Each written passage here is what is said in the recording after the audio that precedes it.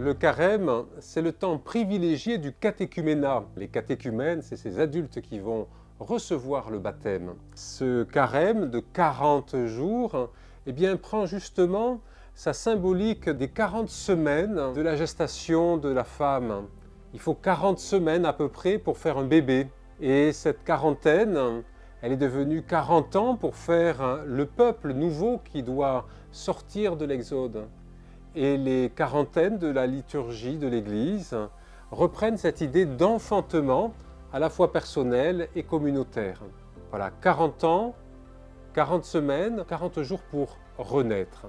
Et le premier dimanche de carême, les catéchumènes ont été appelés par l'archevêque à cette vie nouvelle.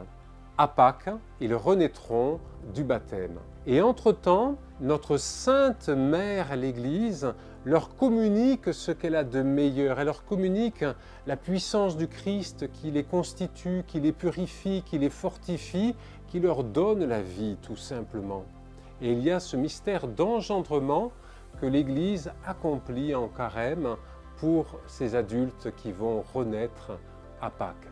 Ce parcours de renaissance des catéchumènes, il nous concerne, même si nous sommes baptisés depuis longtemps. Parce que ce parcours de renaissance dit la constance de Dieu à appeler à la communion avec lui. Les catéchumènes nous disent toujours cette fraîcheur de l'Évangile.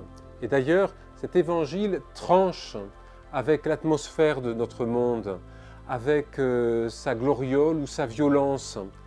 L'Évangile est toujours neuf, toujours frais.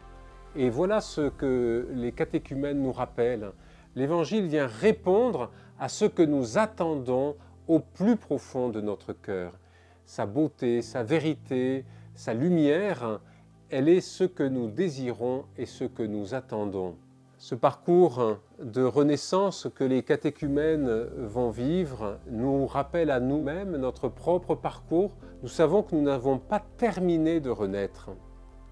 Et avec eux, nous renaissons, et ce parcours qui est le leur devient le nôtre, comme le nôtre sera un jour le leur. Bon et saint carême à vous.